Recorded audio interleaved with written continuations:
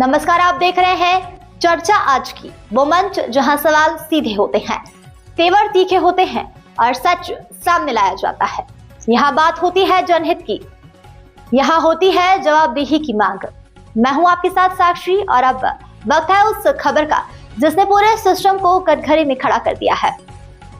रायबरेली प्रदेश सरकार कैबिनेट मंत्री और जनपद के प्रभारी मंत्री राकेश सचान एक दिवसीय दौरे पर पहुंचे। रायबरेली जिलाधिकारी हर्षिता माथुर और पुलिस अधीक्षक डॉक्टर यशवीर सिंह ने पुष्पगुच्छ देकर प्रभारी मंत्री का किया स्वागत। प्रभारी मंत्री राकेश सचान के द्वारा मुख्यमंत्री विश्वकर्मा श्रम सम्मान योजना के तहत प्रशिक्षण प्राप्त कर चुके हैं 10 लाभार्थियों को सिलाई मशीन भेंट की गई। जिला पंचायत सभागार में आयोजित प्रेस वार्ता में प्रभारी मंत्री ने विकसित भारत जी राम जी योजना की खूबियां गिनाई। प्रभारी मंत्री ने कहा कि 2027 तक भारत को विकसित बनाने के लिए विकसित भारत जी राम जी योजना का महत्वपूर्ण भूमिका होगी। जी राम जी योजना में जहां 125 दिन काम की गारंटी दी गई है, योजना की पारदर्शिता के लिए बायोमेट्रिक हाजिरी का उपयोग, सूचना का साप्ताहिक एवं सार्वजनिक प्रकटीकरण के साथ साथ आईटी टूल में भी निगरानी की जाएगी। अभी तो हमें बताया गया है कि उसमें काम कुछ शुरू हो गया है।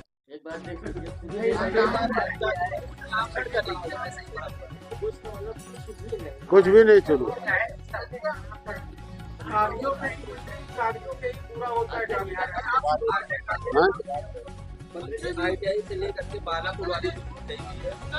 होटल है, नक्शा है, प्लाट के एरिया के हिसाब से कुछ उसमें बेसमेंट बना सकते हैं। पर्टिकुलर 100% नहीं।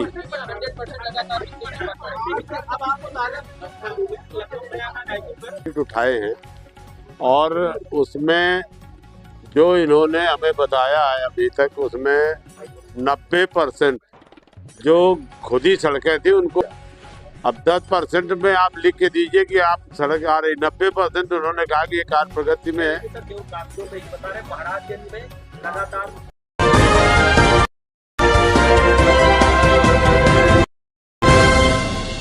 नमस्कार, आप देख रहे हैं चर्चा आज की, वो मंच जहां सवाल सीधे होते हैं, तेवर तीखे होते हैं और सच सामने लाया जाता है। यहाँ बात होती है जनहित की, यहाँ होती है जवाबदेही की मांग। मैं हूं आपके साथ साक्षी और अब वक्त है उस खबर का जिसने पूरे सिस्टम को कटघरे में खड़ा कर दिया है। जिलाधिकारी पुलकित गर्ग की अध्यक्षता में विनायकपुर स्थित वृद्धाश्रम में इंडियन मेडिकल एसोसिएशन करवी द्वारा कंबल वितरण कार्यक्रम का आयोजन किया गया। कार्यक्रम का शुभारंभ सरस्वती माता के चित्र पर दीप प्रज्वलित करके किया गया। इस अवसर पर वृद्धाश्रम में उपस्थित वृद्धजनों द्वारा वंदना गीत भी प्रस्तुत किए गए। इस अवसर पर जिला कोऑपरेटिव बैंक चित्रकूट बांदा के अध्यक्ष पंकज अग्रवाल और कई सारे लोग मौजूद रहे। कार्यक्रम के दौरान जिलाधिकारी द्वारा 60 वृद्धजनों को कंबल, इनर मोज़ो और कैप किट का वितरण किया गया। जिलाधिकारी ने कहा कि ये वृद्ध आश्रम सेवा उत्थान संस्थान के माध्यम से संचालित किया जा रहा है, जो अत्यंत सराहनीय कार्य है। जिलाधिकारी ने IMA करवी द्वारा प्रत्येक वर्ष इस प्रकार के सेवा कार्यक्रम आयोजित किए जाने की प्रशंसा करते हुए इसे अनुकरणीय बताया। उन्होंने कहा कि वृद्धजन हमारे माता पिता के समान और उनकी सेवा करना हमारा कर्तव्य है। जिलाधिकारी ने जिला समाज कल्याण अधिकारी को निर्देश दिया कि सभी पात्र वृद्धजनों को वृद्धावस्था पेंशन योजना एवं आयुष्मान भारत योजना से आच्छादित किया जाए तथा 1 सप्ताह के भीतर इसकी रिपोर्ट प्रस्तुत की जाए।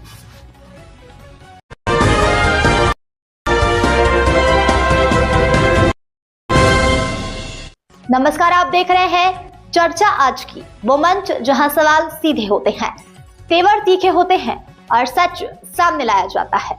यहाँ बात होती है जनहित की, यहाँ होती है जवाबदेही की मांग। मैं हूं आपके साथ साक्षी और अब वक्त है उस खबर का जिसने पूरे सिस्टम को कटघरे में खड़ा कर दिया है।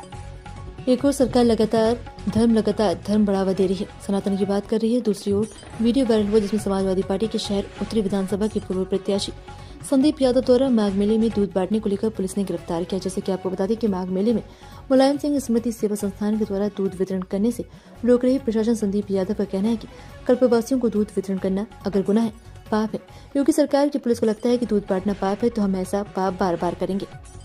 प्रशासन दूध बांटने पर रोक लगाते हुए और हाथापाई करते हुए संदीप यादव को थाने ले गई। जैसे कि बताया जा रहा है कि संदीप यादव का कहना है कि हम मेले में दूध वितरण कर रहे हैं, पुलिस आई, हमें जबरन गिरफ्तार कर ले गई और जो दूध बांट रहे थे उसी दूध को डिब्बों को पुलिस ने गिरा दिया। पुलिस कहीं न कहीं तानाशाही कर रही है। सरकार की मंशा है कि संदीप यादव में माघ मेले में कोई धार्मिक कार्य न करें।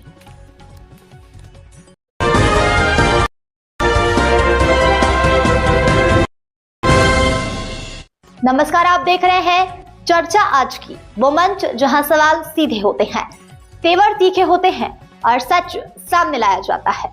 यहाँ बात होती है जनहित की, यहाँ होती है जवाबदेही की मांग। मैं हूं आपके साथ साक्षी और अब वक्त है उस खबर का जिसने पूरे सिस्टम को कटघरे में खड़ा कर दिया है। प्रयागराज के थाना Phulpur SOG surveillance cell Ganganagar की संयुक्त टीम द्वारा थाना फूलपुर क्षेत्र अंतर्गत कस्बा जमीलाबाद में दिनांक को फायरिंग करने वाले 2 अभियुक्त गिरफ्तार। 4:45 पर थाना फूलपुर पुलिस टीम द्वारा थाना फूलपुर क्षेत्र अंतर्गत ग्राम बड़ी मोड़ स्थित नहर किनारे हाई टेंशन लाइन के पास चेकिंग के दौरान संदिग्ध व्यक्तियों एवं वाहनों की चेकिंग की जा रही थी। तभी एक मोटरसाइकिल पर सवार 2 संदिग्ध व्यक्तियों को पुलिस टीम द्वारा रुकने का इशारा करने पर संदिग्ध व्यक्ति भागने लगे।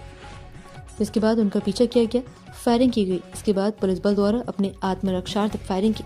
मुठभेड़ के दौरान उक्त बदमाशों में से एक के दाहिने पैर में गोली लगने से वे घायल हो गए। पूछताछ करने पर घायल अभियुक्त ने अपना नाम आजम रायन पुत्र स्वर्गवासी हाफिजुल्ला नबीज जमीलाबाद कस्बा थाना फूलपुर कमिश्नरेट प्रयागराज तथा दूसरे बदमाश ने अपना नाम सुहेल पुत्र मोहम्मद इकबाल निवासी ग्राम सराय अब्दुल मलिक थाना फूलपुर कमिश्नरेट प्रयागराज बताया, जो कि थाना फूलपुर संबंधित वांछित अभियुक्त हैं।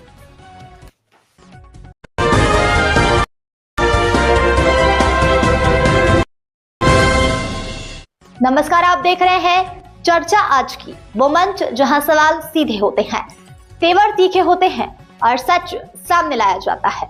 यहाँ बात होती है जनहित की, यहाँ होती है जवाबदेही की मांग।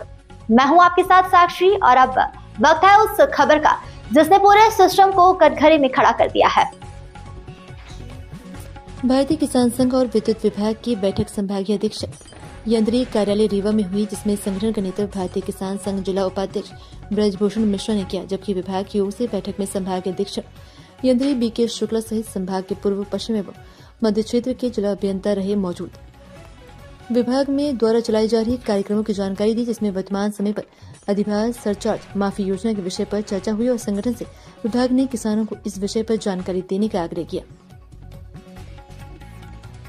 प्रगति की जानकारी संगठन को दी। संगठन द्वारा चिन्हित कराए गए 33 ट्रांसफार्मर में 27 को बदले जाने की जानकारी संगठन को दे दी गई है। इसके अलावा संगठन की जानकारी में जहां जहां ट्रांसफार्मर जले थे उनकी जानकारी देते हुए शीघ्र लगाए जाने की मांग की गई। उक्त बैठक बड़े सकारात्मक एवं सौहार्दपूर्ण तरीके से चली। विभाग की ओर से मध्य क्षेत्र के डीए सुशील यादव, पूर्व क्षेत्र के भूपेंद्र जी और पश्चिम क्षेत्र के सोनल जी ने अपने अपने क्षेत्रों के वितरण केंद्र किसानों को निर्बाध रूप से विद्युत सप्लाई करने का फरमान मौके पर ही फोन पर दिया। आगे की जो रूपरेखा है आदरणीय इस हिसाब से अनुमति चाहते हैं कि मीटिंग आज की जो है एक पॉजिटिव सकारात्मक वातावरण में, और जो समस्याएं हैं वो उस पर अगर डिस्कशन होगा, प्रयास रहेगा आपकी सबकी समस्याओं को समाधान के लिए। आज हम लोग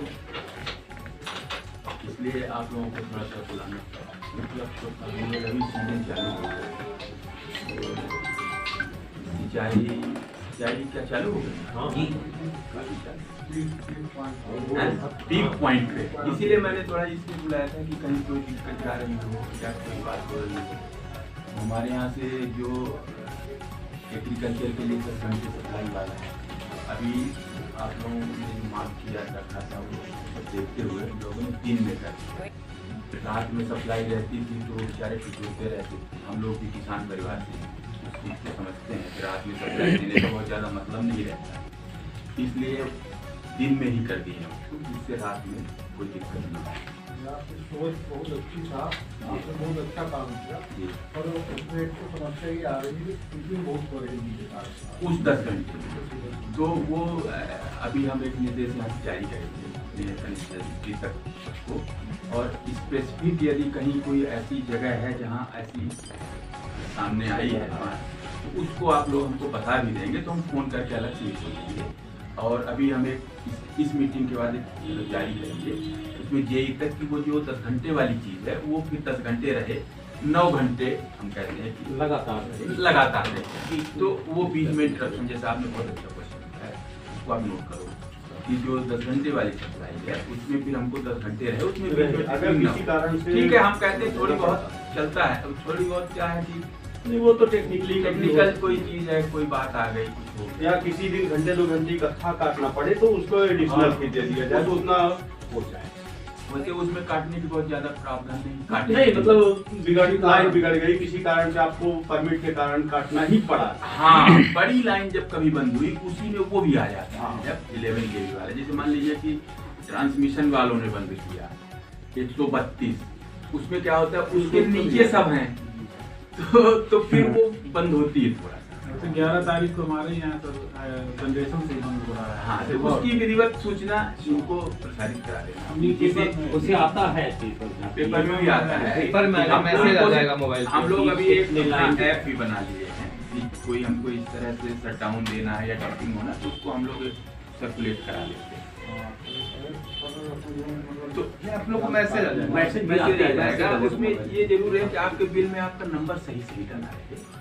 यदि जैसे आपका जो कनेक्शन नंबर है ना, उसमें आपका मोबाइल नंबर यदि सही रहेगा तो आपको मैसेज पहुंच जाएगा कि आज दिनांक को इतने तक बंद रहेगी। तो यदि नहीं हो तो आप लोग अपने उस ऑफिस में जाके नया नंबर दे देना। कई बार पुराने नंबर पड़े हैं तो बदल जाते हैं, जैसे हमारे मान लीजिए तो 1 साल बाद दूसरा हो गया, 6 महीने बाद, उसको अपन अपडेट करा लें। तो जो नई तकनीकें हैं, नई जानकारी है उनकी आती रहती है। अभी हमारे यहाँ जबलपुर से भी कॉल सेंटर से भी ये व्यवस्था उन्होंने किया है, जो मोबाइल नंबर पे इस तरह की जानकारी वहाँ से भी देते हैं, तो यहाँ से हम लोग भी देते हैं।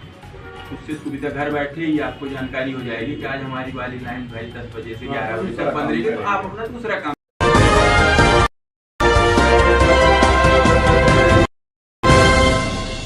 नमस्कार, आप देख रहे हैं चर्चा आज की, वो मंच जहां सवाल सीधे होते हैं, तेवर तीखे होते हैं और सच सामने लाया जाता है। यहाँ बात होती है जनहित की, यहाँ होती है जवाबदेही की मांग। मैं हूं आपके साथ साक्षी और अब वक्त है उस खबर का जिसने पूरे सिस्टम को कटघरे में खड़ा कर दिया है। प्रकरण दर्ज कर दोषियों के विरुद्ध सख्त कार्रवाई की जा रही। Collector Shri Kochhar bus stand क्षेत्र में अवैध शराब बिक्री पर कार्रवाई की गई। स्थानीय लोगों की शिकायत पर तहसीलदार, पुलिस एवं आबकारी विभाग की संयुक्त टीम ने मौके पर पहुंचकर शराब की पेटियां जब्त की। कलेक्टर ने कहा कि अवैध शराब समाज और युवाओं के भविष्य के लिए घातक है, इसे किसी भी स्थिति में बर्दाश्त नहीं किया जाएगा।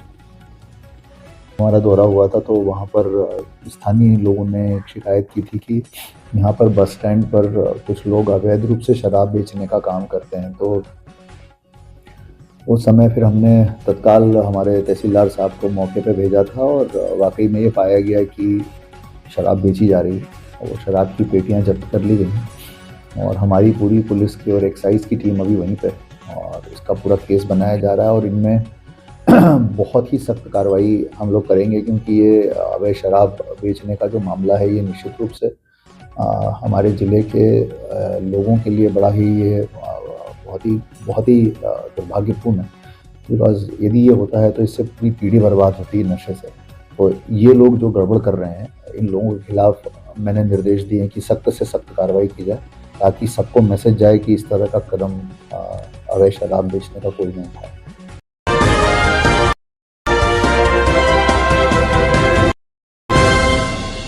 नमस्कार, आप देख रहे हैं चर्चा आज की, वो मंच जहां सवाल सीधे होते हैं, तेवर तीखे होते हैं और सच सामने लाया जाता है। यहाँ बात होती है जनहित की, यहाँ होती है जवाबदेही की मांग। मैं हूं आपके साथ साक्षी और अब वक्त है उस खबर का जिसने पूरे सिस्टम को कटघरे में खड़ा कर दिया है। पशुपालन एवं डेयरी विभाग के राज्य मंत्री लखन पटेल ने कोटवार संघ द्वारा आयोजित कार्यक्रम में सहभागिता की। इस अवसर पर उन्होंने कहा कि कोटवार संघ के कार्यक्रम में शामिल होने का अवसर मिलना उनके लिए प्रसन्नता का विषय है। राज्य मंत्री श्री पटेल ने कहा कि इस प्रकार के कार्यक्रमों में आपसी संवाद और समन्वय को बढ़ावा मिलता है। उन्होंने कहा कि कार्यक्रम में कोटवार संघ द्वारा कुछ छोटी छोटी समस्याओं मांगे उनके समक्ष रखी गई हैं। उन्होंने सभी नव निर्वाचित पदाधिकारियों एवं उपस्थित कोटवार संघ के सदस्यों को शुभकामनाएं और बधाई देते हुए आशा व्यक्त की कि वे अपने दायित्वों को निर्वहन पूरी निष्ठा और जिम्मेदारी के साथ करेंगे। इस अवसर पर राज्य मंत्री श्री पटेल ने स्कूल के लिए टीन शेड निर्माण के लिए 1.5 लाख रुपए देने की बात कही। गौरव पटेल ने नवनियुक्त पदाधिकारियों से कहा कि संगठन का पद कोई साधारण उपलब्धि नहीं बल्कि कांटों का ताज है। उन्होंने कहा, काम के दौरान अक्सर अपने ही लोगों के बीच वैचारिक मतभेद और मनमुटाव की स्थिति पैदा होती है, लेकिन एक कुशल पदाधिकारी वही है जो इन समस्याओं का समाधान करते हुए सबको साथ लेकर चले। ग्राम कोटवार के पद को प्रशासन की एक अत्यंत महत्वपूर्ण कड़ी बताया गया है।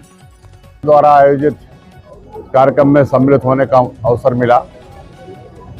मैं उनकी जो कुछ छोटी छोटी सी मांग थी, छोटी छोटी सी बात थी, और खास बात तो ये थी कि आज पदाधिकारियों का चयन, उनके जो चुनाव हुआ है उनका मिलन समारोह भी था। मैं इसमें शामिल हुआ और उनके लिए मैं अपनी ओर से बहुत बहुत शुभकामनाएं देता हूं, बधाई देता हूं। इस तरीके के कार्यक्रम आयोजित होने से सब एक दूसरे से मिल करके, और सरकार का चूंकि अंग है वो, उनकी भी जिम्मेवारी होती काम करने की। तो छोटी छोटी सी समस्याएं उन्होंने बताई हैं, उन पर विचार करके और उनको निराकृत किया जाएगा। मेरी ओर से सभी कुटवार संघ के पदाधिकारी, नवनिर्वाचित पदाधिकारी और सभी उपस्थित कोटवार संघ के जो सदस्य हैं उनके लिए मैं बहुत शुभकामनाएं, बधाई देता हूँ। काय के लिए दिया है? अच्छा, 3 सेट बनाने, कितना पैसा लगेगा? कितना पैसा लगेगा? 1 लाख रुपए। 1.5 लाख। चलो 1.5 लाख रुपए हम दे देंगे। सरपंच जी, आप 1.5 लाख रुपए बनवा रहे हैं। मुझे लगता है बहुत ज़्यादा कुछ कहने की आवश्यकता नहीं है, मुझे भागना है। इसलिए आप सबके लिए एक बार फिर से बहुत बहुत शुभकामनाएं। आप अपना कार्यक्रम जारी रखेंगे और हम चाहेंगे कि गौरव भैया भी अपनी बात कह लें।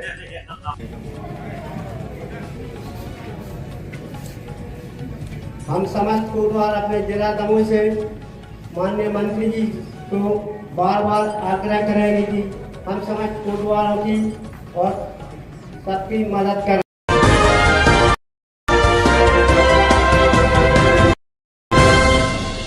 नमस्कार, आप देख रहे हैं चर्चा आज की, वो मंच जहां सवाल सीधे होते हैं, तेवर तीखे होते हैं और सच सामने लाया जाता है। यहाँ बात होती है जनहित की, यहाँ होती है जवाबदेही की मांग। मैं हूं आपके साथ साक्षी और अब वक्त है उस खबर का जिसने पूरे सिस्टम को कटघरे में खड़ा कर दिया है। खेल से जुड़ी यादों के बीच इकरार उस्ताद का स्नेह मिलना मेरा सौभाग्य। राज्य मंत्री लखन पटेल इकरार उस्ताद सम्मान समारोह का भव्य आयोजन।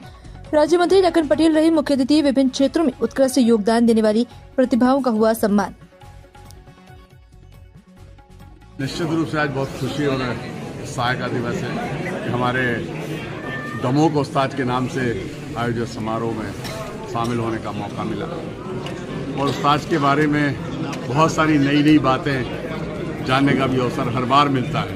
जब भी आने का मौका मिलता है कोई न कोई नई बात उस्ताद के बारे में जरूर मालूम होती है।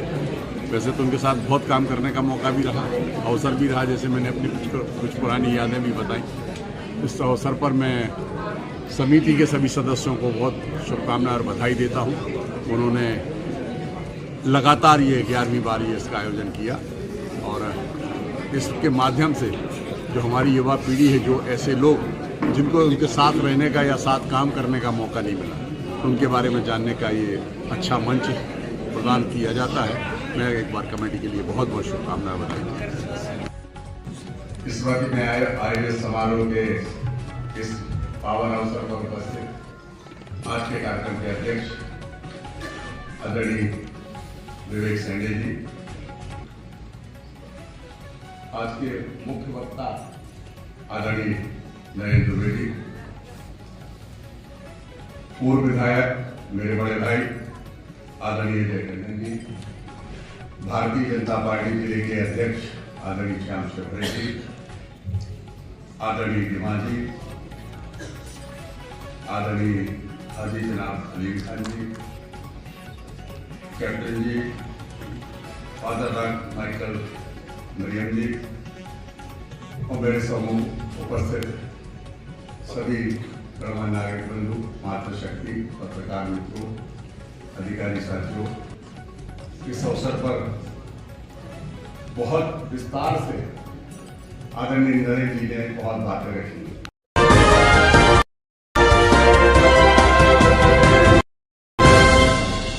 नमस्कार, आप देख रहे हैं चर्चा आज की, वो मंच जहां सवाल सीधे होते हैं, तेवर तीखे होते हैं और सच सामने लाया जाता है। यहाँ बात होती है जनहित की, यहाँ होती है जवाबदेही की मांग। मैं हूं आपके साथ साक्षी और अब वक्त है उस खबर का जिसने पूरे सिस्टम को कटघरे में खड़ा कर दिया है। जावरा हुसैनी मस्जिद ऊंट खाना की सदरगाह में कुरैशी को कुरैशी कॉन्फ्रेंस रजिस्टर्ड का शहर अध्यक्ष नियुक्त किया गया।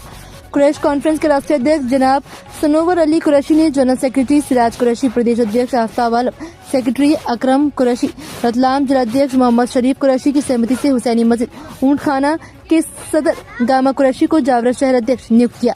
इनकी नियुक्ति पर लियाकत कुरैशी, सेठ कुरैशी, सदर कुरैशी, अकरम कुरैशी आदि ने हर्ष व्यक्त कर आभार व्यक्त किया।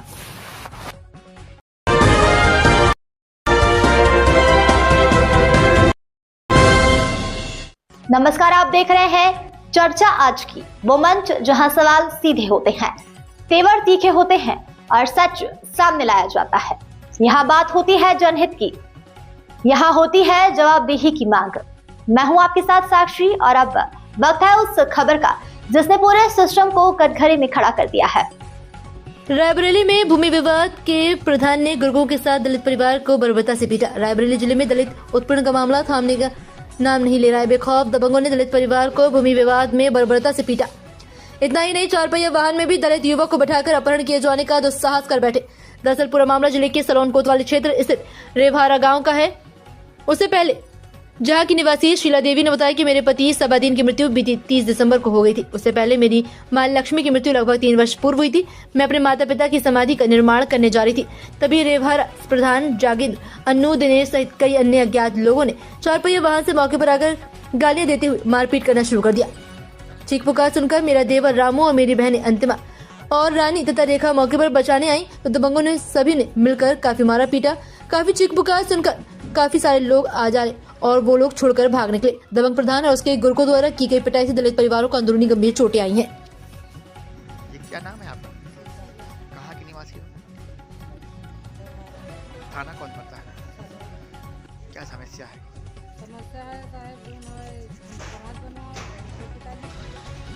और प्रधान लोग है, गरीब पंचायत मित्र अन्नू सिंह, दिनेश सिंह, ये सब मिल के हमको मारने बाजी जमार करके भगाते हैं और दौड़ते हैं मारने को। हमारे देवर को गाड़ी में भर रहे थे, कहीं तो लोग उनको मार डालेंगे, अनपढ़ लोग को कहीं जेसीबी से छुपा लेंगे, यहीं रात बिरात आगे तुम्हें मार डालेंगे। कौन सी गाड़ी 2 पहिया थी या 4 पहिया थी? 4 पहिया थी। कितने लोग थे? अरे 10-12 लोग थे साहब। आप लोग कितने लोग थे? आप लोग, हम 4 लोग थे। कैसे बचाव किया? हम 4 लोग अपने बहनी थे, हम सब आए को दूसरे के ठेल के बाहर कर दिया। हम लड़ाई न करो, पीछे हट गए देख के मारे। तो गाड़ी में किस लिए भर रहे थे? गाड़ी में हमारे देवर। किस लिए भर रहे थे? कहाँ तुमको मार डालेंगे। कहीं शिकायत किया इसकी? जी कहीं नहीं गए, वहाँ चौकी पे कोई सुनता ही नहीं है। गाड़ी में कौन कौन था? गाड़ी में अन्नू सिंह थे, जोगेंद्र सिंह, दिनेश सिंह, दीपक थे, बहुत लोग थे। सबकी उम्र कितनी है लगभग? अरे साहब जो 50-60 किसी की, उनकी अन्नूहन की तो 26-27 होगी।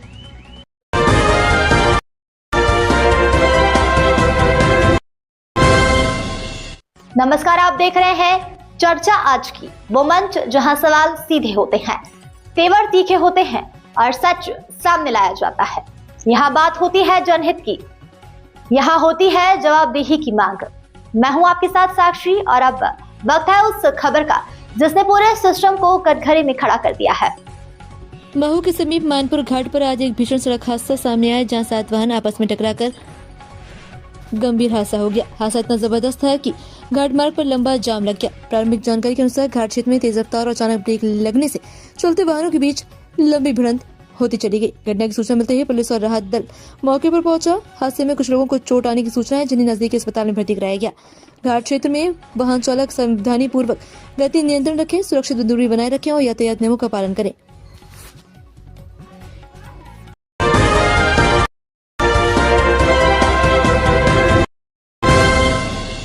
नमस्कार, आप देख रहे हैं चर्चा आज की, वो मंच जहां सवाल सीधे होते हैं, तेवर तीखे होते हैं और सच सामने लाया जाता है। यहाँ बात होती है जनहित की, यहाँ होती है जवाबदेही की मांग। मैं हूं आपके साथ साक्षी और अब वक्त है उस खबर का जिसने पूरे सिस्टम को कटघरे में खड़ा कर दिया है। हमीरपुर में अज्ञात कारणों के चलते 2 दुकानों में लगी भीषण आग। आग की लपटों से दुकान में रखा किराने का सामान जलकर हुआ खाक। दोनों दुकानों में हुआ लाखों का नुकसान। स्थानीय लोगों ने दुकान से उड़ता हुआ धुआं देख पुलिस को दी सूचना। दमकल कर्मियों के साथ पहुंची स्थानीय पुलिस ने कड़ी मशक्कत के बाद आग पर काबू पाया। मौधा कोतवाली क्षेत्र के बड़े चौराहे का मामला।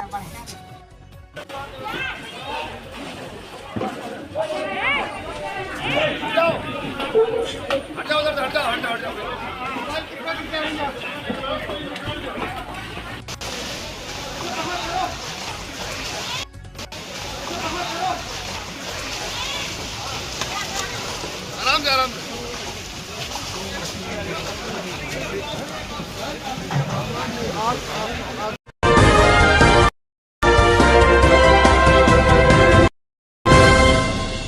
नमस्कार, आप देख रहे हैं चर्चा आज की, वो मंच जहां सवाल सीधे होते हैं, तेवर तीखे होते हैं और सच सामने लाया जाता है।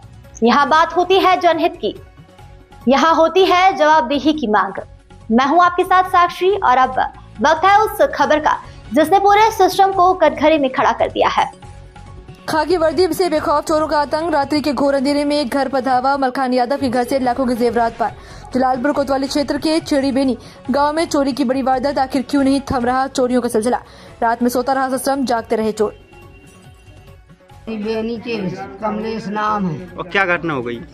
चोरी हो गई मोरी और 5-6-7 लाख को जेवर धरो तुम और 3 बहन को पूरो जेवर मोरो जेवर बहन को 3 को सब रो जेवर में बक्सा के ले गए। मैं बक्सा के खोभे आके ले गए। हम पड़े रहे। हम छत से आए हैं, छत से ले गए। अच्छा, आपको किसी के ऊपर शक है? अब मैं भैया नहीं बता सका किसी का, कैसे कैसे इनको लेगा। कैसे थी? पैसा रुपया था उसमें? पैसा हाथी 500 रुपये। 500 हाथी पैसा कह दे। जेवर है तो बहुत। लगभग कितना जेवर था? जेवर है तो मोरो 8-10 लाख को जेवर है तो भैया 3 बहन का जेवर है तो तनक ना तो 3 को अलग अलग बनवाओ तो मैंने चुड़ियन से लगा के हार से लगा के और अंगूठी 4-5 छठिया और मंगलसूत्र दुनिया को जेवर है तू तनक ना तो और बहुत जेवर तू बक्सा भर रे और जरिए।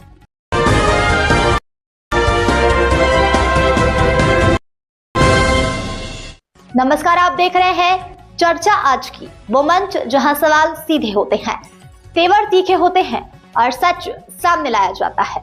यहाँ बात होती है जनहित की, यहाँ होती है जवाबदेही की मांग। मैं हूं आपके साथ साक्षी और अब वक्त है उस खबर का जिसने पूरे सिस्टम को कटघरे में खड़ा कर दिया है। किसानों की जेब में डाका डालकर मालामाल हो रहे प्राइवेट खाद विक्रेता। निर्धारित मूल्यों से अधिक दाम पर बेची जा रही है यूरिया खाद। 266 रुपए में मिलने वाली यूरिया खाद 370 रुपए में बेच रहा है विक्रेता। अन्नदाताओं को कंगाली की कगार पर खड़ा कर रहा है खाद विक्रेता। महंगे दामों में खाद बेचने का वीडियो इंटरनेट मीडिया पर हुआ वायरल। हमीरपुर जिले के कुरारा कस्बे में संचालित लक्ष्मी फर्टिलाइजर्स का मामला। वापस बात करें 350 की लग जाएगी। 380 की कितने बताए आपने? बताए थे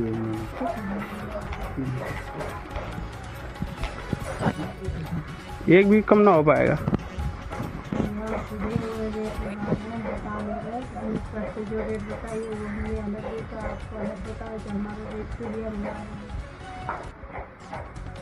आप करिए कितना? कितने? 270? 370।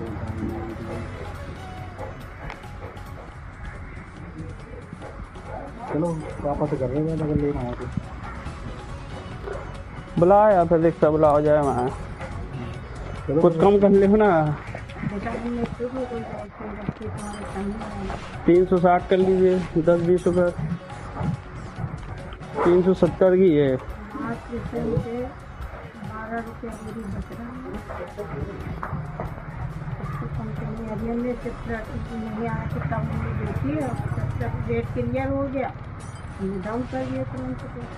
एक दाम बताइए कितने का पड़ेगा? बता दो कितना जो बताना तो बता दो, बार बार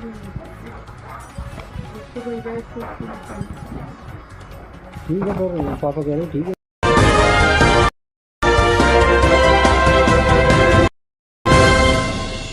नमस्कार, आप देख रहे हैं चर्चा आज की, वो मंच जहां सवाल सीधे होते हैं, तेवर तीखे होते हैं और सच सामने लाया जाता है। यहाँ बात होती है जनहित की, यहाँ होती है जवाबदेही की मांग। मैं हूं आपके साथ साक्षी और अब वक्त है उस खबर का जिसने पूरे सिस्टम को कटघरे में खड़ा कर दिया है। माघ मेले को लेकर रेलवे प्रशासन पूरी तरह अलर्ट मोड में दिखाई दे रहा है। उत्तर मध्य रेलवे के पुलिस महानिरीक्षक RPF प्रदीप गुप्ता आज कानपुर सेंट्रल स्टेशन पहुंचे, जहां उन्होंने माघ मेले की तैयारियों और सुरक्षा व्यवस्था को लेकर अधिकारियों के साथ अहम बैठक की। कानपुर सेंट्रल स्टेशन पर आयोजित इस बैठक के दौरान IG RPF प्रदीप गुप्ता ने साफ निर्देश दिए कि माघ मेले के दौरान यात्रियों की सुरक्षा में किसी भी तरह की लापरवाही बर्दाश्त नहीं की जाएगी। IG ने संबंधित इंस्पेक्टर को यात्रियों की सुरक्षा के साथ साथ स्टेशन पर खान पान सामग्री की गुणवत्ता और निगरानी पर भी विशेष ध्यान देने को कहा। बैठक में एक और अहम मुद्दा सामने आया। कानपुर सेंट्रल स्टेशन पर मौजूद 17 चोर रास्ते, IG RPF ने इन सभी चोर रास्तों को तत्काल बंद कराने के निर्देश दिए और कहा कि इस संबंध में सीनियर DSC से समन्वय कर जल्द कार्रवाई की जाएगी।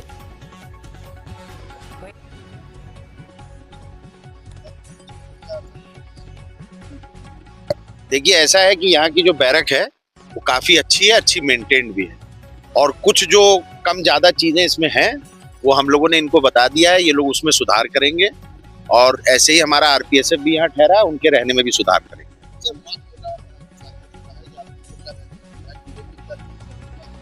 देखिए, माघ मेले में एक तो ये है कि हम लोगों का एक्स्ट्रा फोर्स बाहर से आया है बहुत सारा, और हम कानपुर से लेके प्रयागराज तक हम लोगों का स्पेशल डिप्लॉयमेंट भी रहेगा। कानपुर में ऑलरेडी एक कंपनी हमारे पास RPSF की वो रहेगी, कुछ हमने फतेहपुर को आदमी दिया वो रहेगा, प्रयागराज, सुबेदारगंज, छिवकी और नैनी में बहुत सारा स्टाफ एक्स्ट्रा है तो वो रहेगा। तो निश्चित ही सुरक्षा में उससे ये होगा, और लोगों की सुरक्षा के साथ साथ सहूलियतें भी उसी हिसाब से हमारा स्टाफ जहाँ भी दिक्कत होगी मदद करेगा।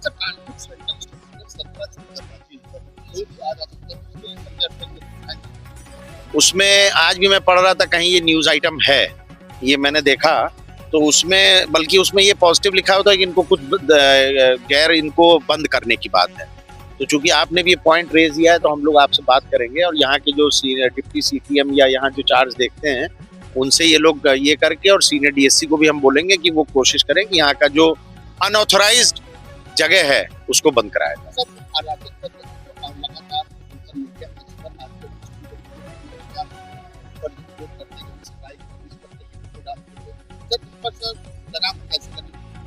देखिए, ऐसा है, एक चीज तो ये है कि हम लोग पहले ठीक से रहें, नंबर 1।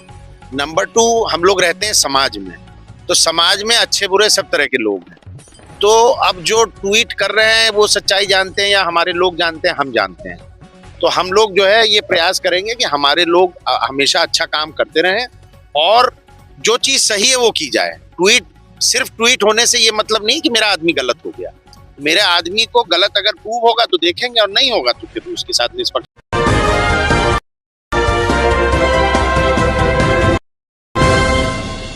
नमस्कार, आप देख रहे हैं चर्चा आज की, वो मंच जहां सवाल सीधे होते हैं, तेवर तीखे होते हैं और सच सामने लाया जाता है।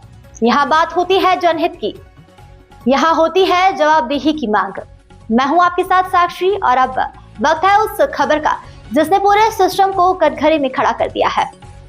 प्रेस कॉन्फ्रेंस में अखिलेश यादव के साथ समाजवादी पार्टी के कई वरिष्ठ नेता रहे मौजूद। प्रेस के साथियों का मैं बहुत बहुत धन्यवाद देना चाहता हूँ। नए साल पर हम लोग मिले तो और हम लोग मिलकर एक दूसरे को बधाई दिए। आज फिर हम लोग आपको बधाई देते हैं, नववर्ष की शुभकामनाएं। अखिलेश यादव का बड़ा हमला SIR को लेकर बीजेपी और चुनाव आयोग पर आरोप। मुख्यमंत्री ने पहले ही 4 करोड़ वोट कटने की बात कही, जब वोटर लिस्ट आई भी नहीं तब आंकड़ा कैसे तय हुआ। मुख्यमंत्री का बयान रिकॉर्ड में मौजूद होने का दावा अखिलेश। राज्य निर्वाचन आयोग और चुनाव आयोग की SIR लिस्ट में फर्क, वोटर लिस्ट मामले में जिला स्तर पर केस करेगी समाजवादी पार्टी। पूर्व बीजेपी सांसद का दावा, एक जिले में 3 लाख वोट कटे। बीजेपी नेता और मुख्यमंत्री खुलेआम वोट कटने की बात कर रहे हैं। PDF वर्ग और समाज के वोट काटने की साजिश का आरोप। सरकार के निर्देश की खबर से संदेह और गहराया। मेरठ जैसे बड़े जिले में भारी संख्या में वोट कटे। लखनऊ में हजारों लाखों वोटर लिस्ट में गायब। प्रक्रिया के कर्मचारी पर बड़ा गंभीर असर पड़ा है। निष्पक्ष और पारदर्शी वोटर लिस्ट की उम्मीद। भाजपा के निर्देश पर वोट बढ़ाए और घटाए जा रहे हैं। वोटर लिस्ट को आधार से जोड़ने की मांग। उपचुनावों में वोटरों को रोकने का आरोप। रामपुर मामले में पुलिस अधिकारी पर कार्रवाई नहीं, अखिलेश। बाद में उपचुनावों में भी गड़बड़ी का दावा।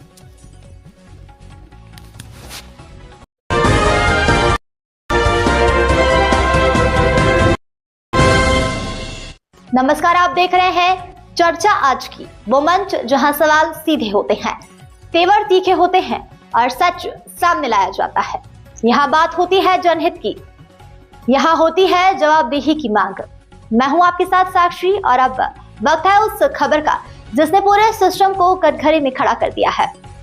इंदौर के भगीरथपुरा में दूषित पानी से फैल रही बीमारी की स्थिति को देखते हुए जिला प्रशासन, प्रदेश सरकार के वरिष्ठ अधिकारियों और स्थानीय जनप्रतिनिधियों की महत्वपूर्ण बैठक सोमवार को रेजिडेंसी कोठी में आयोजित की गई। अधिकारियों की कमी को देखते हुए नगर निगम में नई भर्ती किए जाने के पर सहमति बनी। साथ ही शहर में नई बोरिंग पर तत्काल प्रभाव से रोक लगाने के आदेश दिए गए। इस जंबो बैठक में अधिकारियों ने बताया कि भगीरथपुरा के लगभग 30% क्षेत्र में अगले 2 से 3 दिनों में नर्मदा का शुद्ध जल सप्लाई शुरू कर दिया जाएगा। बैठक में 2 वर्ष ACS नीरज मंडलोई और अनुपम राजन, कैबिनेट मंत्री कैलाश विजयवर्गीय, मंत्री तुलसीराम सिलावट और कई सारे लोग अधिकारी मौजूद रहे।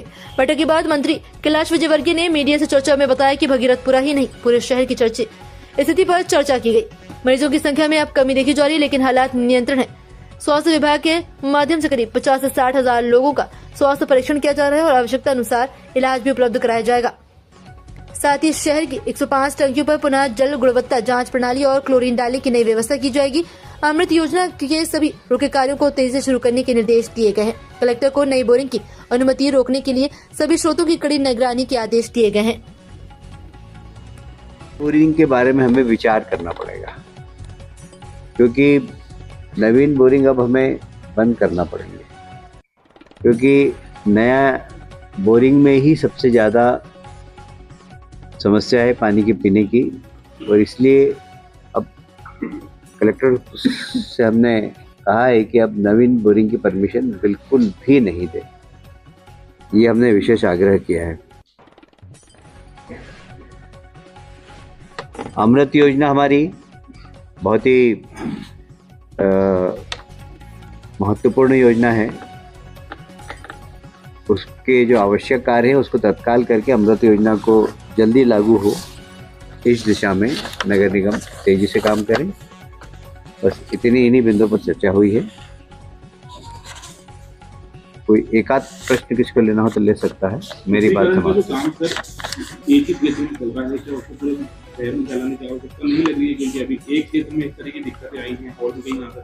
शायद आपने मेरी बात को पूरी तरह नहीं सुना।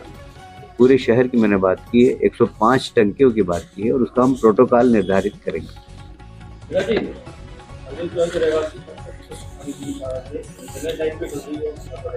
मैंने बताया थी कि 30% को तो नर्मदा का पानी मिल जाएगा, शेष को हम पानी का टैंकर दे रहे हैं। तो लगभग 1.5 महीना लगेगा पूरी पाइपलाइन डालने में।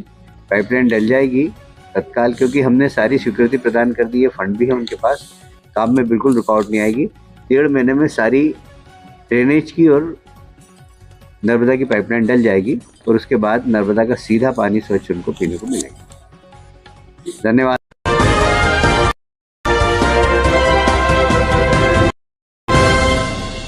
नमस्कार, आप देख रहे हैं चर्चा आज की, वो मंच जहां सवाल सीधे होते हैं, तेवर तीखे होते हैं और सच सामने लाया जाता है।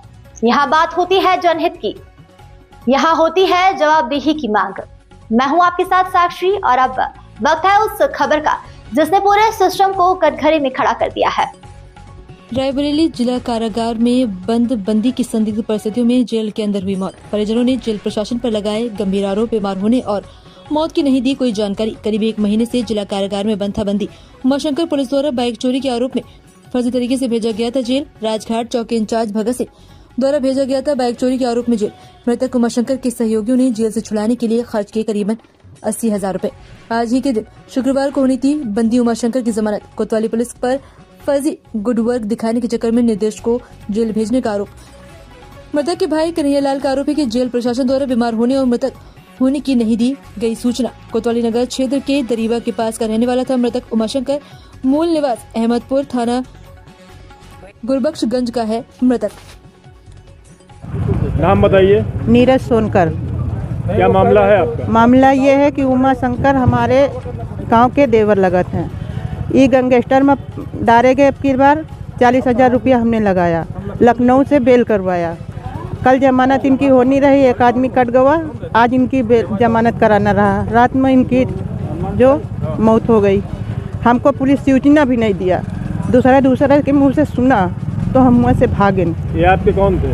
ये हमारे आदमी के दोस्त हैं, हमें पति के दोस्त हैं। क्या चाहती हैं? हम ये चाहते हैं कि 40,000 रुपया अब की हम लगावा और 16,000 रुपया के पहले लगाएं जब जेल में रहें। 16,500 रुपया पहले, मतलब 3 बार ये अंदर गए, 3 बार 16,000 रुपया हम लगावा, 16.5 छोड़ो 40,000 अब की। तो ये मतलब हमका हमारा पैसा चाहिए, बाकी हमसे कोई मतलब नहीं। हम जो लगाना रहा हम ना लगा दिया। नाम बताइए। कन्हैया लाल। क्या प्रकरण है आज? क्या मामला है? मामला ये है कि हमारे भाई जेल में थे, उनको 1.5 महीना पहले जेल ले गए हैं और बाइक चोरी के मामले में। तो रात 4 बजे फ़ोन आया कि ये बीमार हैं, इनको जिला अस्पताल इमरजेंसी भेजा गया। इमरजेंसी आए, यहाँ डॉक्टर बोल रहे हैं कि यहाँ लाने से पहले इनकी डेड बॉडी हो गई थी। तो अगर यहाँ लाने से पहले डेड बॉडी हो गई थी तो इनको पहले बताना चाहिए था कि यहाँ बीमार है। जब डेड बॉडी तो जिला अस्पताल इमरजेंसी भेज दिए। कौन जिम्मेदार लगता है आपको?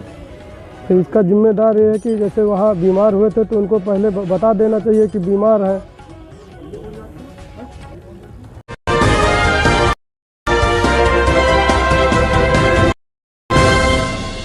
नमस्कार, आप देख रहे हैं चर्चा आज की, वो मंच जहां सवाल सीधे होते हैं, तेवर तीखे होते हैं और सच सामने लाया जाता है।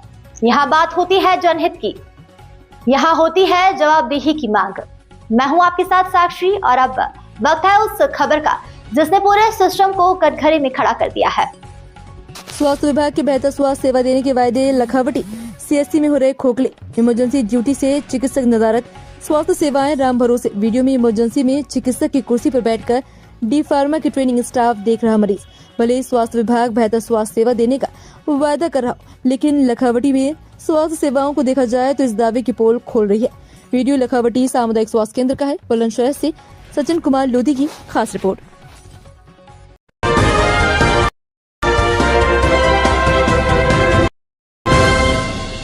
नमस्कार, आप देख रहे हैं चर्चा आज की, वो मंच जहां सवाल सीधे होते हैं, तेवर तीखे होते हैं और सच सामने लाया जाता है। यहाँ बात होती है जनहित की, यहाँ होती है जवाबदेही की मांग। मैं हूं आपके साथ साक्षी और अब वक्त है उस खबर का जिसने पूरे सिस्टम को कटघरे में खड़ा कर दिया है। The Kerala story Sudipto Sen director Surat पहुंचे, जो अपनी फिल्म के बारे में कुछ जानकारी साझा की। उन्होंने केसरिया महावीर कॉलेज एंड सूरत में केसरिया की चाय बहुत ही फेमस है। इस दुकान पर कई बड़े फिल्म निर्माता और कई उद्योगपति, प्रशासनिक अधिकारी और राजनीतिक सामाजिक व्यापारी जैसे लोग भी चाय पीने आते हैं। द केरल स्टोरी डायरेक्टर ने हमारे संवाददाता अजीत सिंह से खास बातचीत की।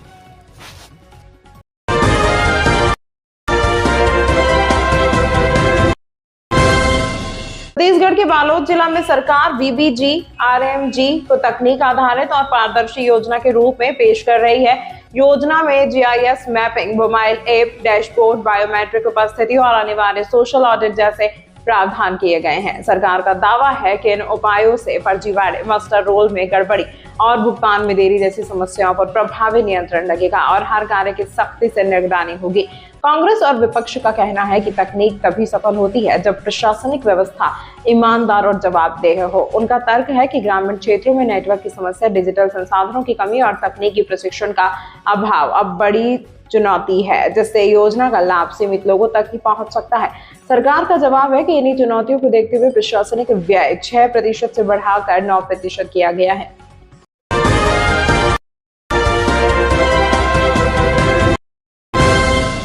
जिला बिजनौर के प्रभारी मंत्री, राज्य मंत्री व्यवसायिक शिक्षा एवं कौशल विकास और उद्यमशीलता विभाग कपिल देव अग्रवाल ने कलेक्ट्रेट स्थित महात्मा विदुर सभागार में वीबीजी आरएमजी के संबंध में प्रेस वार्ता की।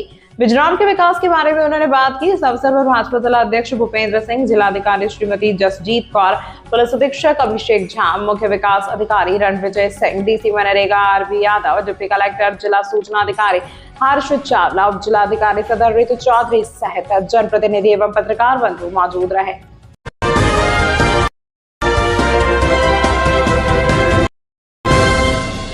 बस स्टैंड पर ऑटो पार्किंग को लेकर हुए झगड़े में 8 ऑटो ड्राइवर गिरफ्तार, 20 से ज्यादा लोगों के खिलाफ केस दर्ज और ऑटो जब्त किया गया है। थेनी पुलिस स्टेशन में घुसकर पुलिस से बहस करने वाले 60 से ज्यादा ऑटो ड्राइवर गिरफ्तार किए गए हैं। गिरफ्तार किए गए ऑटो ड्राइवरों को छोड़ने की मांग उनके संगठन की ओर से हो रही है। थेनी न्यू बस स्टैंड इलाके में फेनिक्विक ऑटो एसोसिएशन नाम का एक ऑटो स्टॉप है। इस ऑटो स्टॉप से ऑटो ड्राइवर बस स्टैंड आने वाले पैसेंजर को उठाते हैं। दो पार्टियों के बीच झगड़ा इसीलिए हुआ क्योंकि दूसरी पार्टी इस ऑटो स्टॉप पर ऑटो पार्क कर रही थी। ऐसे में ऑटो स्टॉप इलाके में ट्रैफिक में रुकावट डाल रहा था और पुलिस ने कुछ दिन पहले ऑटो स्टॉप हटाकर और पान की गुमटियां लगवा कर की यह कहते हुए इलाके में ऑटो पार्क किए जाते हैं और इलाके में ऑटो पार्क करने की इजाजत नहीं है। तो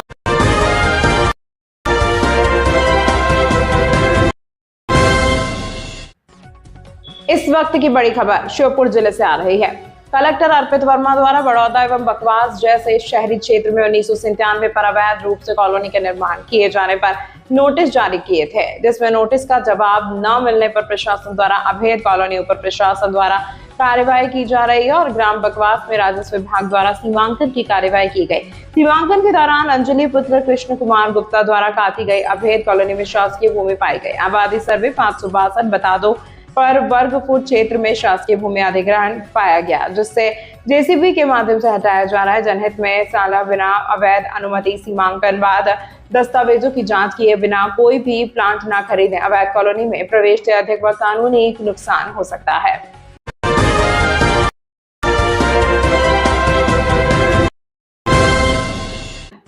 पुलिस ने गांजे के साथ 5 आरोपियों को अरेस्ट किया। एक महिला समेत 5 आरोपियों को पुलिस ने अरेस्ट किया। सजैदी थाना पुलिस ने 2 क्विंटल 12 किलो गांजे के साथ 3 को अरेस्ट किया। किदवई नगर थाना पुलिस ने 21 किलो गांजे के साथ 2 को अरेस्ट किया। किदवई नगर में आरोपी महिला के पास से 5,43,000 नकदी भी हुई बरामद। पुलिस ने महिला समेत 5 आरोपियों को अरेस्ट कर जेल भेजा। उड़ीसा से कानपुर और आसपास के जिलों में सप्लाई के लाया जा रहा था गांजा। पुलिस कमिश्नर रघुवीर लाल ने प्रेस वार्ता कर दी जानकारी।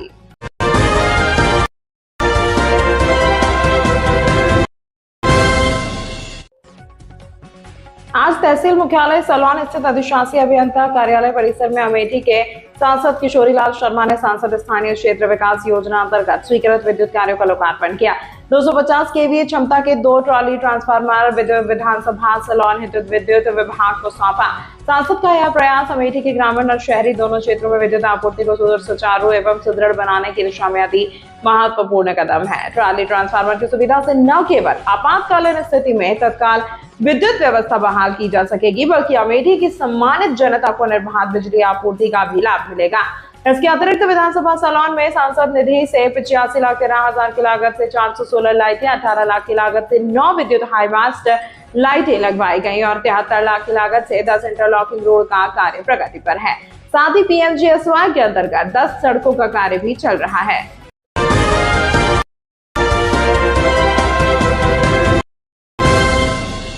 नमस्कार, आप देख रहे हैं चर्चा आज की, वो मंच जहां सवाल सीधे होते हैं, तेवर तीखे होते हैं और सच सामने लाया जाता है। यहाँ बात होती है जनहित की, यहाँ होती है जवाबदेही की मांग। मैं हूं आपके साथ साक्षी और अब वक्त है उस खबर का जिसने पूरे सिस्टम को कटघरे में खड़ा कर दिया है।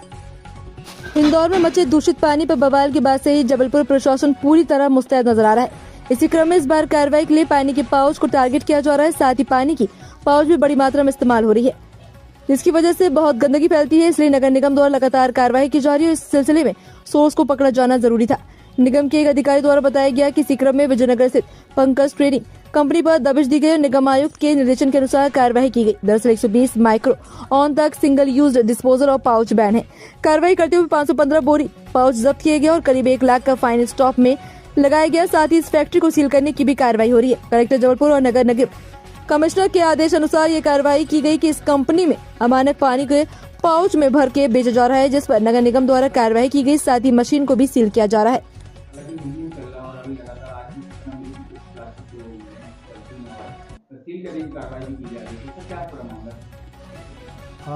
बेसिकली जो अपना सिंगल यूज प्लास्टिक है उसका जो अनेक तरीके से उपयोग जो किया जा रहा है, तो हम लोगों का ध्यान जो इस चीज़ पे गया था कि प्रायः पानी की पाउच जो है वो बड़ी मात्रा में इस्तेमाल करते हैं और उसकी वजह से बहुत गंदगी भी फैलती है। तो इसके लिए नगर निगम द्वारा लगातार कार्रवाई की जा रही थी और हम लोगों ने एक सोर्स को पकड़ा कि आखिर मैन्युफैक्चरिंग कहाँ से, उसमें इफेक्टिव कार्रवाई करते हुए वो आज फैक्ट्री ही वहाँ पे दबिश दी गई है और वहाँ जब्ती की जा रही है और उस पर फिर विधिक कार्रवाई की जाएगी। ये देखा जाए बाहर से भी लोग पॉलीथीन और बनवा रहे हैं, सामान उस पर भी कार्रवाई की जाएगी। सर इसकी रोक नहीं लग पा रहा कि किस प्रकार आ रहा हो, इसमें भी जो सोर्स है उसी को ट्रेस किया जा रहा है और पिछली जो कार्रवाई हुई थी उसमें भी जो सोर्स था जहाँ स्टोरेज की गई थी वहीं कार्रवाई की गई थी। तो यही अपना वो है कि जो सोर्स है जहाँ हमें बल्क में रिकवरी हो, जहाँ बल्क में जब्ती हो और एक कड़ा कार्रवाई भी हो, एक कड़ा संदेश भी जाए, तो उन्हीं पर लक्ष्य करते हुए कार्रवाई करने का। सर इस पर आगे चलकर FIR जैसी कुछ बड़ी कार्रवाई की जाए। हम लोग इसमें पोल्यूशन कंट्रोल बोर्ड से भी वो ले रहे हैं, इसमें जो भी प्रोविज़न होंगे FIR के भी प्रोविज़न यदि निकलता है तो वो FIR भी दर्ज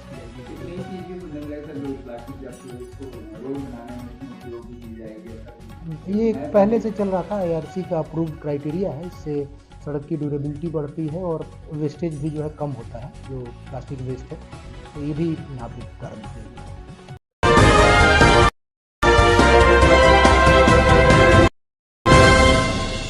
नमस्कार, आप देख रहे हैं चर्चा आज की, वो मंच जहां सवाल सीधे होते हैं, तेवर तीखे होते हैं और सच सामने लाया जाता है। यहाँ बात होती है जनहित की, यहाँ होती है जवाबदेही की मांग। मैं हूं आपके साथ साक्षी और अब वक्त है उस खबर का जिसने पूरे सिस्टम को कटघरे में खड़ा कर दिया है। वही बड़ी खबर जबलपुर के बरगी इलाके के माने गांव के पास अवैध खनन पर कार्रवाई के दौरान एक खनन कारोबारी ने ड्राइवर को तहसीलदार पर डंपर चढ़ा दो कहकर खुलेआम धमकी दी। मामला उस वक्त गर्मा गया जब तहसीलदार रविंद्र पटेल ने 3 डंपरों को जांच के लिए रोका और उनके रॉयल्टी दस्तावेज दिखाने को कहा। जांच के समय डंपर चालक ने खनन कारोबारी और वाहन मालिक रोहित जैन को मौके पर बुला लिया। इसके बाद तहसीलदार और कारोबारी के बीच काफी देर तक बहस चली। खनिज कारोबारी ने अपने ड्राइवर से ये तो कह दिया कि डंपर चढ़ा दो, जो होगा देखा जाएगा। सूचना मिलती ही बरगी थाना पुलिस मौके पर पहुंची और तीनों डंपर को जब्त किया गया। तहसीलदार की शिकायत पर पुलिस ने रोहित जैन के खिलाफ मामला दर्ज कर लिया। पुलिस ने शनिवार को रोहित जैन को भी गिरफ्तार कर लिया। मामले से जुड़ी एक वीडियो भी सामने आई जिसमें खनिज माफिया तहसीलदार को खुलेआम धमकी देता दिखाई दे रहा है। सर मामला जानकारी में कि किसी तहसीलदार के साथ धमकी का एक वीडियो वायरल हो रहा है, क्या मामला? कल शाम को थाना बरगी अंतर्गत मानेगांव क्षेत्र में तहसीलदार और खनिज की टीम द्वारा संयुक्त चेकिंग की जा रही थी, जिसमें उनके द्वारा 3 जो हाइबा हैं, जिसमें 2 गिट्टी से भरे हुए थे और 1 एमसेंड से भरा हुआ था, उनको जब्त किया गया। उसी दौरान वैधानिक कार्रवाई की जा रही थी, तभी जो उनके मालिक हैं जिनके डंपर थे उनके द्वारा वहां पर आकर वाद विवाद किया गया, जिस पर तहसीलदार महोदय द्वारा उनको सूचना दी गई थी स्थानीय पुलिस को, जो जब पुलिस ने पहुंचकर उन पर जब्ती की कार्रवाई और जो मालिक है वाहन मालिक है जो वाद विवाद कर रहे थे उनके खिलाफ FIR दर्ज की है, शासकीय कार्य में बाधा की और दंड देने। क्या नाम है जो तहसीलदार को धमकाया गया? तहसीलदार रविंद्र पटेल हैं जो बरगी क्षेत्र का काम देखते हैं, और जो रोहित जैन है आरोपी हैं जो वहां पर मौके पर पहुंचे थे, जिन्होंने हाइबा को रोका गया था और तहसीलदार और खनिज की टीम को धमकी दी गई।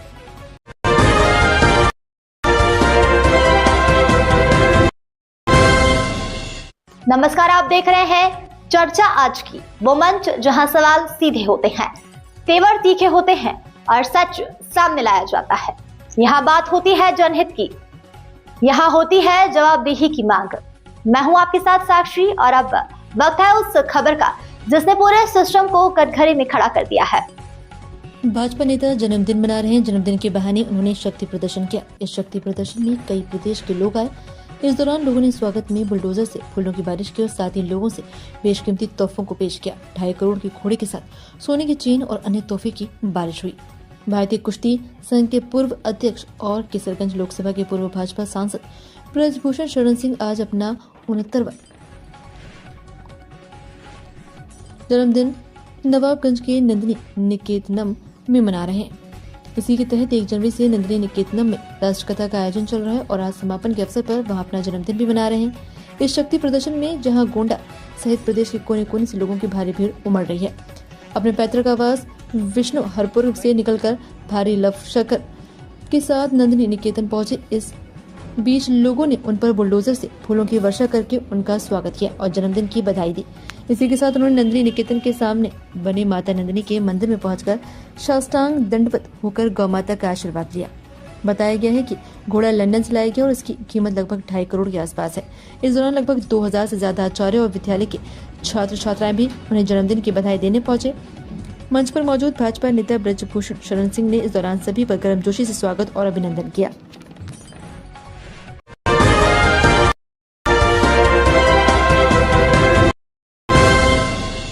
नमस्कार, आप देख रहे हैं चर्चा आज की, वो मंच जहां सवाल सीधे होते हैं, तेवर तीखे होते हैं और सच सामने लाया जाता है। यहाँ बात होती है जनहित की, यहाँ होती है जवाबदेही की मांग। मैं हूं आपके साथ साक्षी और अब वक्त है उस खबर का जिसने पूरे सिस्टम को कटघरे में खड़ा कर दिया है। शाहजहांपुर उत्तर प्रदेश थाना रोजा क्षेत्र रहने वाले एक पिता ने थाना रोजा पर तहरीर देकर बताया कि उसकी नाबालिग पुत्री को शादी झांसा देकर पहला फुसलाकर भगा ले जाया गया है। तहरीर के आधार पर थाना रोजा में अभियुक्त कामरान पुत्र सरताज निवासी अहमदपुर टिक्कल थाना रोजा शाहजहांपुर के विरुद्ध अभियोग पंजीकृत किया गया। घटना की गंभीरता को दृष्टिगत रखते हुए सीओ सदर के निर्देशन में थाना रोजा पुलिस की टीमें गठित की गई। गठित टीमों द्वारा भिन्न स्थानों पर दबिशें दी गई, जिसके परिणाम स्वरूप नाबालिग की बरामदगी करते हुए कामरान पुत्र सरताज निवासी अहमदपुर टिक्कल थाना रोजा शाहजहांपुर को अहमदपुर टिक्कल जाने वाले फ्लाईओवर के पास रास्ते से गिरफ्तार किया गया। ब्यूरो रिपोर्ट रोशनलाल पटेल, शाहजहांपुर से।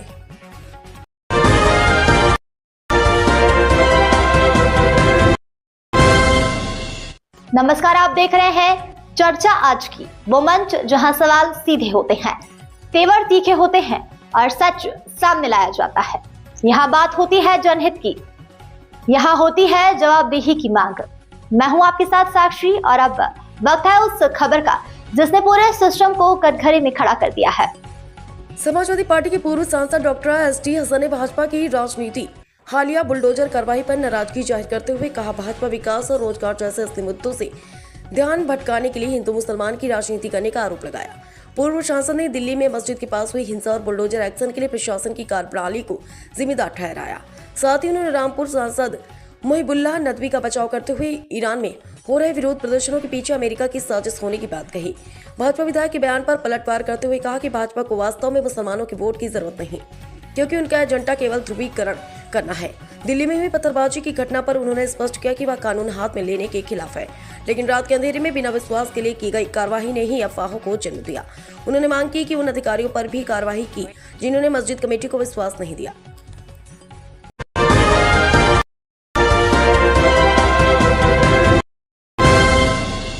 नमस्कार, आप देख रहे हैं चर्चा आज की, वो मंच जहां सवाल सीधे होते हैं, तेवर तीखे होते हैं और सच सामने लाया जाता है। यहाँ बात होती है जनहित की, यहाँ होती है जवाबदेही की मांग। मैं हूं आपके साथ साक्षी और अब वक्त है उस खबर का जिसने पूरे सिस्टम को कटघरे में खड़ा कर दिया है। मैनपुरी साइबर सेल की बड़ी कार्रवाई, फर्जी जीएसटी कंपनियों के गिरोह का पर्दाफाश, 2 शातिर गिरफ्तार। मैनपुरी पुलिस को बड़ी सफलता मिली है। साइबर सेल ने फर्जी जीएसटी कंपनियां रजिस्टर कर करोड़ों रुपए की राजस्व हानि करने वाले गिरोह का खुलासा करते हुए 2 शातिर अभियुक्तों को गिरफ्तार किया। गिरफ्तार आरोपी के पास से 4 मोबाइल फोन, 1 लैपटॉप और फर्जी जीएसटी फर्मों से जुड़े महत्वपूर्ण दस्तावेज बरामद हुए हैं। पूछताछ में आरोपी ने गरीब लोगों के दस्तावेजों का दुरुपयोग कर करीब 150 फर्जी जीएसटी फर्मों के जरिए फर्जी बिल और ई-वे बिल जारी करने की बात स्वीकार की। पुलिस अन्य राज्यों में भी इनके आपराधिक इतिहास की जाँच कर रही है। रिपोर्टर शिव कुमार।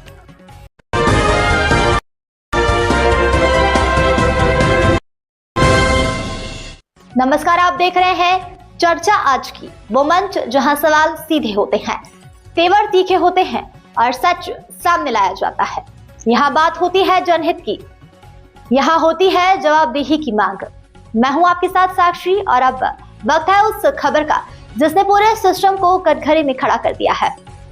जयपुर में रफ्तार कैर ऑडी कार ने 16 लोगों की रौंदा, 1 की मौत। जयपुर की पत्रकार कॉलोनी में शुक्रवार देर रात तेज रफ्तार ऑडी कार ने कहर बरपा दिया। खारा बास सर्किल के पास अनियंत्रित कार पहले डिवाइडर से टकराई और फिर सड़क किनारे मौजूद लोगों और खाने के ठेलों को रौंदते हुए करीब 30 मीटर तक आगे बढ़ गई। हादसे में 16 लोग घायल हो गए, जबकि एक व्यक्ति की मौत हो गई। प्रत्यक्षदर्शियों के अनुसार ओवर स्पीड हादसे की मुख्य वजह रही। मोहाना थाना पुलिस मौके पर पहुंचकर घायलों को अस्पताल पहुंचाया गया और कार को जब्त कर लिया गया। 3 से 4 घायलों की हालत गंभीर बताई जा रही है।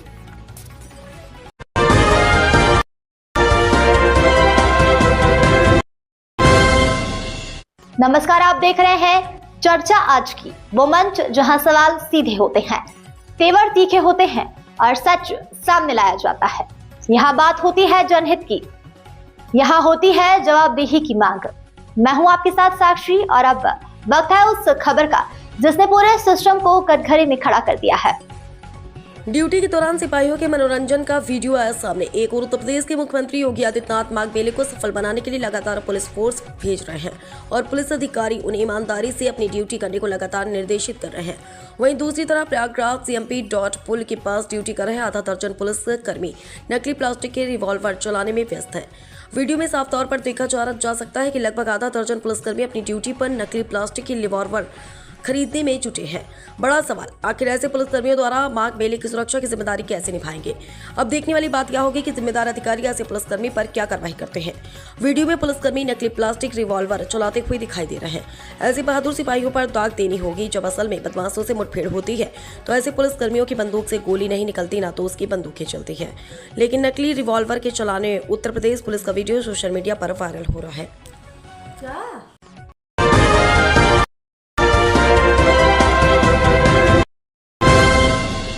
नमस्कार, आप देख रहे हैं चर्चा आज की, वो मंच जहां सवाल सीधे होते हैं, तेवर तीखे होते हैं और सच सामने लाया जाता है। यहाँ बात होती है जनहित की, यहाँ होती है जवाबदेही की मांग।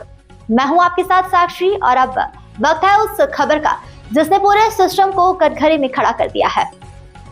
भगीरथपुरा दूषित पानी कांड का असर इंदौर का पर्यटन प्रभावित। इंदौर के भगीरथपुरा में दूषित पेयजल से हुई 18 मौतों की गूंज देश ही नहीं विदेशों तक पहुंच गई है, जिससे शहर के पर्यटन पर सीधा असर पड़ा। विदेशी मीडिया में खबरें आने के बाद इंदौर के 2 बड़े टूर रद्द हो गए, जबकि आने वाले पर्यटक भी पानी की गुणवत्ता को लेकर चिंतित हैं। महेश्वर और ओंकारेश्वर जाने वाले पर्यटकों की संख्या में भी गिरावट दर्ज की गई है। कांग्रेस ने स्वच्छता अवार्डों पर सवाल उठाए। मंत्री कैलाश विजयवर्गीय ने घटना को सबक बताते हुए शहर की छवि सुधारने के लिए नए संकल्प की बात कही।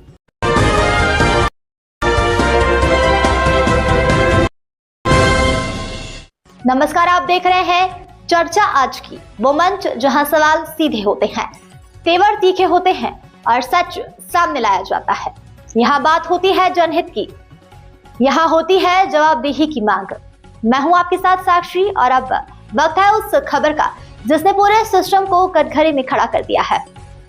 मतदाताओं की शिकायतों पर सख्त चुनाव आयोग 16.5 लाख नए वोटर आवेदन पहुंचे। मतदाता सूची के विशेष गहन पुनरीक्षण के तहत जारी ड्राफ्ट सूची को लेकर नाम जुड़ने में देरी और आपत्तियों पर लोगों की शिकायतें लगातार सामने आ रही हैं। विभिन्न जिलों के मतदाता मुख्य निर्वाचन अधिकारी के एक्स अकाउंट पर शिकायत दर्ज करा रहे हैं, जिन पर जिलाधिकारियों को कार्रवाई के निर्देश दिए गए।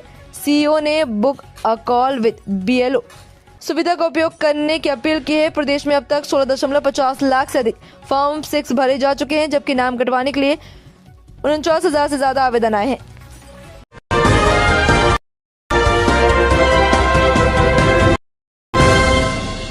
नमस्कार, आप देख रहे हैं चर्चा आज की, वो मंच जहां सवाल सीधे होते हैं, तेवर तीखे होते हैं और सच सामने लाया जाता है। यहाँ बात होती है जनहित की, यहाँ होती है जवाबदेही की मांग। मैं हूं आपके साथ साक्षी और अब वक्त है उस खबर का जिसने पूरे सिस्टम को कटघरे में खड़ा कर दिया है। जब भक्ति के साथ मानवता जुड़ती है तब समाज के लिए प्रेरणा जन्म लेती है। इस भावना को साकार करते हुए मिरानी कॉलोनी गणेश महोत्सव समिति को सामाजिक सरोकारों में उल्लेखनीय योगदान के लिए सम्मानित किया गया।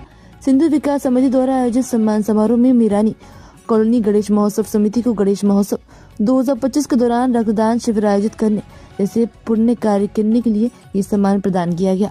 सम्मान समारोह में गणेश महोत्सव की प्रभारी लखन राजपाल ने समिति की ओर से ये सम्मान ग्रहण किया। इस अवसर पर उपस्थित समाजसेवी एवं गणमान्य नागरिकों ने समिति की सराहना करते हुए कहा कि गणेश उत्सव जैसे पावन अवसर पर रक्तदान शिविर लगाना सच्ची भक्ति है।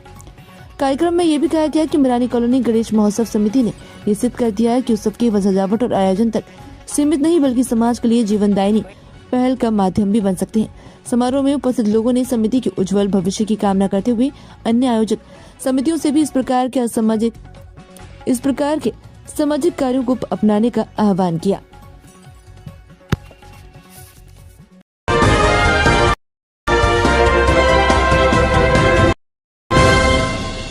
नमस्कार, आप देख रहे हैं चर्चा आज की, वो मंच जहां सवाल सीधे होते हैं, तेवर तीखे होते हैं और सच सामने लाया जाता है।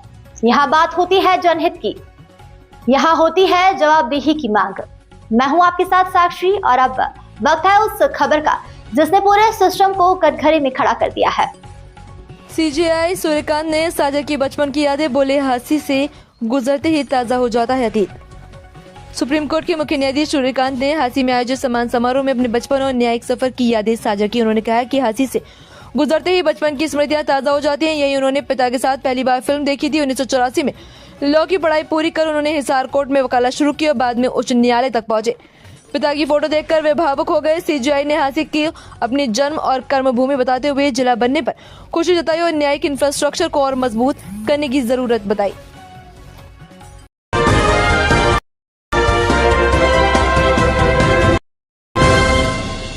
नमस्कार, आप देख रहे हैं चर्चा आज की, वो मंच जहां सवाल सीधे होते हैं, तेवर तीखे होते हैं और सच सामने लाया जाता है।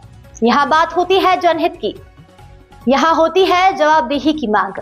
मैं हूं आपके साथ साक्षी और अब वक्त है उस खबर का जिसने पूरे सिस्टम को कटघरे में खड़ा कर दिया है।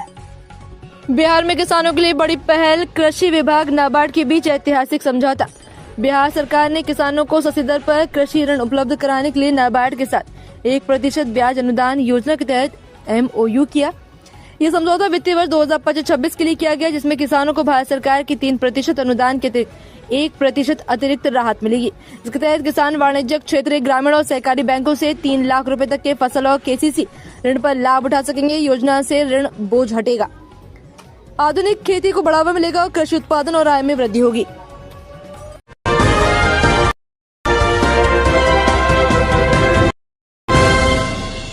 नमस्कार, आप देख रहे हैं चर्चा आज की, वो मंच जहां सवाल सीधे होते हैं, तेवर तीखे होते हैं और सच सामने लाया जाता है। यहाँ बात होती है जनहित की, यहाँ होती है जवाबदेही की मांग।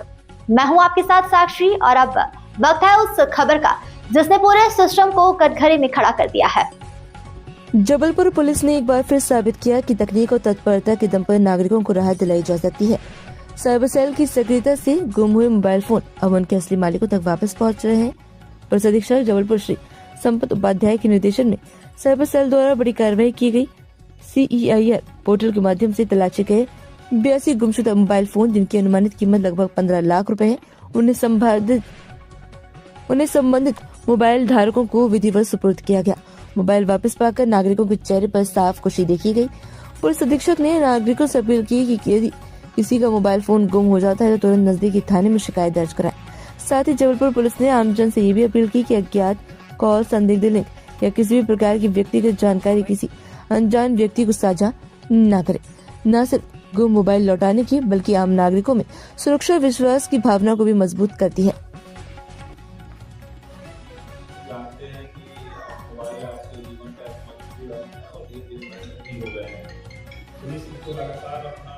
करती है की ढूंढने का एक पोर्टल भी है, उसका भी उपयोग करती है और इनको तमाम प्रयासों के बाद आप तक ले आती है। और अब जबलपुर पुलिस पिछले कुछ समय से हर महीने मोबाइल वितरण कर रही है। तो ऐसा नहीं कि मोबाइल मिलने के बाद आपको यहाँ रखा रहे और आपको न दिया जाए। इसलिए हम हर चीज़ के लिए कोशिश करते हैं कि आपका मोबाइल आपको वितरण हो जाए, आपके हाथ में पहुँच जाए। कुछ साइबर अपराध से जुड़ी हुई सावधानियां हैं जिसके संबंध में एडिशनल साहब ने आपको ब्रीफ किया आगे और भी बताया। और मोबाइल की सुरक्षा के संबंध में भी आपको बहुत सारी चीज़ें ध्यान रखने की जरूरत है, इसका भी आप सभी लोग ध्यान रखिए। जो सिंपल मोबाइल खो गया तो वो ना हो सकता है बड़ा नुकसानदायक न हो, 10,000, 12,000, 15,000 का चीज़ गई।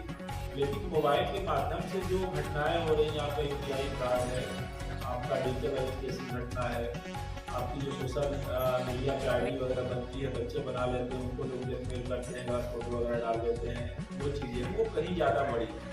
तो मोबाइल के साथ आप लोग सावधानी रखें, अपने बच्चे वगैरह उपयोग करते हैं उनकी नजर रखें। जो बुजुर्ग हैं उनसे लगातार बात करें। कई सारी घटनाएँ हुई हैं जिसमें रिटायर्ड लोग हैं, उन्होंने अपनी जीवन भर की जो रखी हुई पूंजी है उसको उन्होंने फ्रॉड में दबा दिया। तो इसको लेके सभी को सजग और तत्पर रहने की जरूरत है। जो डिजिटल क्रिमिनल हैं वो अलग अलग तरीके अपनाते रहते हैं, कभी डिजिटल फाइट के माध्यम से करते हैं, कई आपको पेमेंट के नाम में पैसे या डर में नहीं आना है।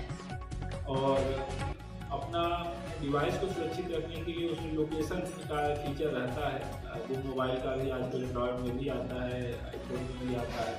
उसको आप ऑन रखेंगे तो आपका मोबाइल की लोकेशन वगैरह भी तत्काल में दिखती रहती है, इंटरनेट ऑन होता है। रिपोर्टिंग के लिए जो अपना पोर्टल है उसके बारे में भी हमारे अधिकारी ने बताया होगा आपको, आप सभी लोगों को अपने खोए हुए मोबाइल के लिए पोर्टल बताएं।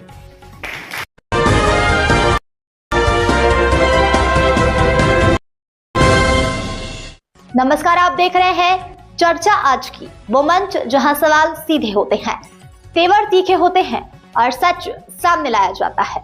यहाँ बात होती है जनहित की, यहाँ होती है जवाबदेही की मांग। मैं हूं आपके साथ साक्षी और अब वक्त है उस खबर का जिसने पूरे सिस्टम को कटघरे में खड़ा कर दिया है। ग्राम पंचायत जोधरा का नया बाजार चौक में मां बिलासा माता की मूर्ति एवं चबूतरा के ठीक सामने अवैध रूप से संचालित चिकन सेंटर को लेकर ग्रामीणों में गहरा रोष है। मामले की गंभीरता इस बात से समझी जा सकती है कि ग्राम पंचायत द्वारा कई बार नोटिस जारी किए जाने तथा केवल निसार समाज द्वारा वर्ष 2024 में अनेक बार लिखित आवेदन दिए जाने के बावजूद अब तक कोई ठोस कार्रवाई नहीं की गई।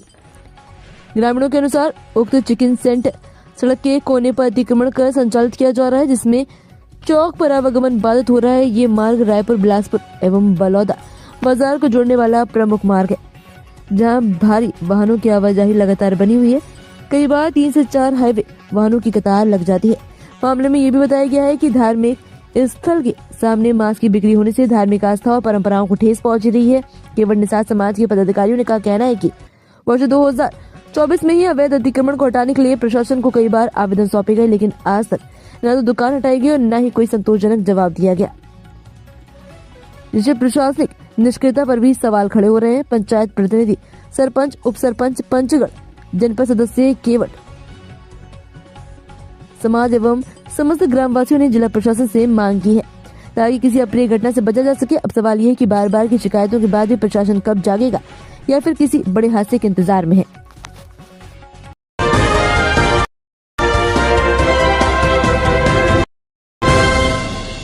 नमस्कार, आप देख रहे हैं चर्चा आज की, वो मंच जहां सवाल सीधे होते हैं, तेवर तीखे होते हैं और सच सामने लाया जाता है। यहाँ बात होती है जनहित की, यहाँ होती है जवाबदेही की मांग। मैं हूं आपके साथ साक्षी और अब वक्त है उस खबर का जिसने पूरे सिस्टम को कटघरे में खड़ा कर दिया है। लगातार बढ़ती सड़क दुर्घटनाएं समाज के लिए गंभीर चिंता का विषय बनती जा रही है। इसी पृष्ठभूमि में 37वें राष्ट्रीय सड़क सुरक्षा माह 2026 के तहत सड़क सुरक्षा जीवन रक्षा थीम पर जन जागरूकता अभियान की शुरुआत की गई। जिलाधिकारी जितेंद्र प्रताप सिंह भारतीय राष्ट्रीय राजमार्ग प्राधिकरण और पुलिस प्रशासन के निर्देशों के क्रम में Bithoor Kanpur highway private limited द्वारा नेवादा टोल प्लाजा शिवराजपुर में सड़क सुरक्षा कार्यक्रम आयोजित किया गया। कार्यक्रम के मुख्य अतिथि भारतीय राष्ट्रीय राजमार्ग प्राधिकरण कानपुर के प्रबंधक तकनीकी मोहम्मद जैद रहे। विशेष अतिथि के रूप में डीएसपी कपिल देव सिंह तथा विशेष अतिथि आरटीओ राहुल श्रीवास्तव मौजूद रहे। कानपुर से अनुराग गुप्ता की बड़ी खबर।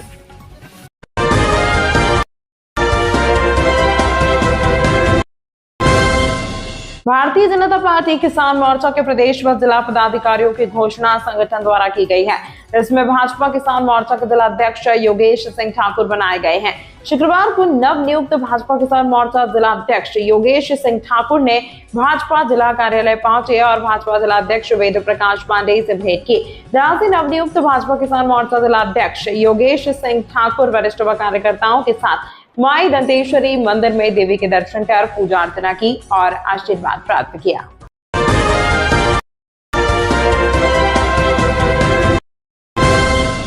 प्रतापगढ़ जिले के प्रतापगढ़ जिले के देलहुपुर थाना अंतर्गत स्थित दिवैनी गांव की रहने वाली बरकतून निशा दिनांक 29/4/2025 को अपने घर से रिश्तेदार के यहाँ ऑटो द्वारा मिट्टी में शामिल होने के लिए जा रही थी। रास्ते में कुसुमी फाटक के पास भोपिया मऊ में तेज रफ्तार टीवीएस एजेंसी की प्रचार गाड़ी ने ऑटो को जोरदार टक्कर मार दी थी, जिसमें बरकतून निशा का बायां हाथ कट गया था और दाहिना पैर फ्रैक्चर हो गया था और सिर में भी गंभीर चोट आई थी। इस घटना की सूचना पाकर मौके पर पुलिस पहुंची और एम्बुलेंस द्वारा बरकतून निशा को पास के अस्पताल पहुंचाया, जहां डॉक्टरों ने स्वरूप रानी प्रयागराज के लिए रेफर कर दिया गया था और एफआईआर भी दर्ज हुई। टक्कर मारने वाली प्रचार गाड़ी का ड्राइवर और स्टाफ गाड़ी छोड़कर मौके से भाग गए और पुलिस गाड़ी को थाने ले गई है।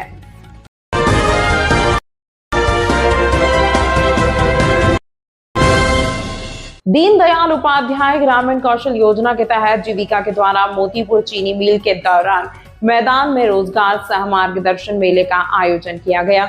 उक्त मेले का विधिवत उद्घाटन बरूराज विधानसभा के विधायक डॉक्टर अरुण सिंह, मोतीपुर प्रखंड विकास पदाधिकारी अरविंद कुमार गुप्ता, मोतीपुर प्रखंड के प्रमुख प्रतिनिधि राजेश कुमार, मुखिया संघ अध्यक्ष मनोज कुमार सिंह, जिला परियोजना प्रबंधक अनीशा गांगुली ने संयुक्त रूप से दीप प्रज्वलित कर किया। आयोजित मेले में Tata Motors, quest Corp, L&T, go green limited, RSCTI, DRCC सरीखे 15 से ज्यादा संस्थाओं ने युवाओं का मार्गदर्शन व निबंधन किया। इस कार्यक्रम में 8वीं पास, नॉन मैट्रिक, मैट्रिक पास से 18 से 35 वर्ष तक के युवाओं एवं युवतियों को रोजगार एवं मुफ्त कौशल प्रशिक्षण के लिए चयन किया गया। मेले में कुल 4,843 युवाओं का निबंधन हुआ, जबकि 358 युवाओं को रोजगार हेतु जॉब ऑफर लेटर।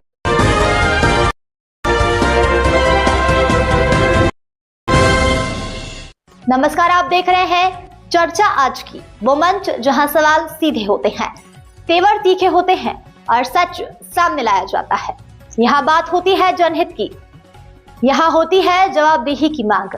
मैं हूं आपके साथ साक्षी और अब वक्त है उस खबर का जिसने पूरे सिस्टम को कटघरे में खड़ा कर दिया है। उत्तर प्रदेश जनपद में 1989 में पाकिस्तानी व्यक्ति से शादी करने के बाद पाकिस्तानी बनी महिला माहिरा तलाक के बाद फरजाना बनकर पाकिस्तानी पासपोर्ट पर भारत लौट आई। 1985 में उसने रामपुर में ही दूसरी शादी कर अपनी पुरानी भारतीय नागरिकता पर बेसिक शिक्षा विभाग में शिक्षिका की नौकरी कर ली।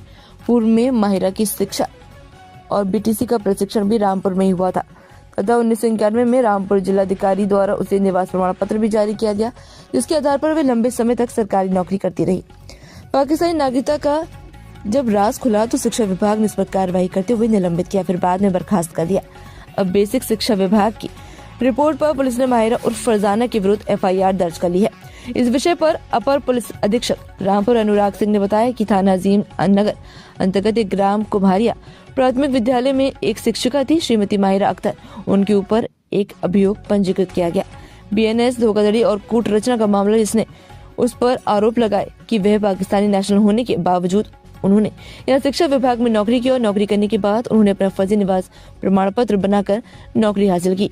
ये पूछे जाने पर गिरफ्तारी के लिए क्या कोई टीम बनाई गई, इस पर अपर पुलिस अधीक्षक ने बताया कि अभी इसमें साक्षी संकलन की कार्यवाही चल रही है। उनके विभाग द्वारा पूरी जांच की जा रही है। अब उस जांच की प्रतियां को लेकर भी साक्षी लगाए गए थे कि उनके अनुरूप विवेचनात्मक कार्यवाही की जाएगी।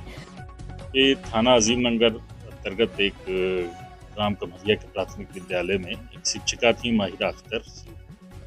उनके ऊपर एक अभियोग पंजीकृत किया गया है 318(4), 336, 338, 340 BNS की धोखाधड़ी और कूट रचना का मामला है, जिसमें उन पे ये आरोप लगाया गया है कि वो पाकिस्तानी नेशनल होने के बावजूद उन्होंने यहाँ पे शिक्षा विभाग में नौकरी की और ये नौकरी करके अपना फर्जी निवास प्रमाण पत्र बना करके नौकरी हासिल की। इस संबंध में अभियोग पंजीकृत कर लिया गया, इसकी विवेचना प्रचलित है। अभी इसमें साक्ष्य संकलन की कार्रवाई चल रही है। इसमें उनके विभाग द्वारा पूरी जांच की गई है। उस जांच की प्रतियों को लेकर के उसमें जो भी साक्ष्य लगाए गए थे उन्हीं के अनुरूप विवेचनात्मक कार्रवाई की।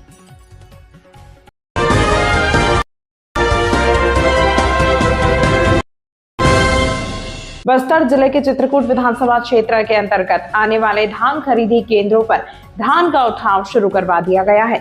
विधानसभा चित्रकूट के ग्राम सीरीजपुरा और छापर भानपुरी खरीदी केंद्रों से धान का उठाव शुरू कर दिया गया है। धान संग्रहण केंद्र से धान का उठाव एक व्यवस्थित प्रक्रिया है, जिसमें किसान धान लाता है, तोला जाता है, बोरियों में भरा जाता है, अधिकारी द्वारा रिकॉर्ड अपडेट किया जाता है और फिर उसे मिलों या आगे के लिए ट्रांसपोर्टर द्वारा उठाया जाता है। लेकिन कई बार मिलर्स की बकाया राशि या ट्रांसपोर्ट की समस्या के कारण उठाव रुक जाता है, जिससे संग्रहण केंद्र पर धान जमा हो जाता है और किसानों को परेशानी होती है, जिसके लिए प्रशासन को हस्तक्षेप करना पड़ता है।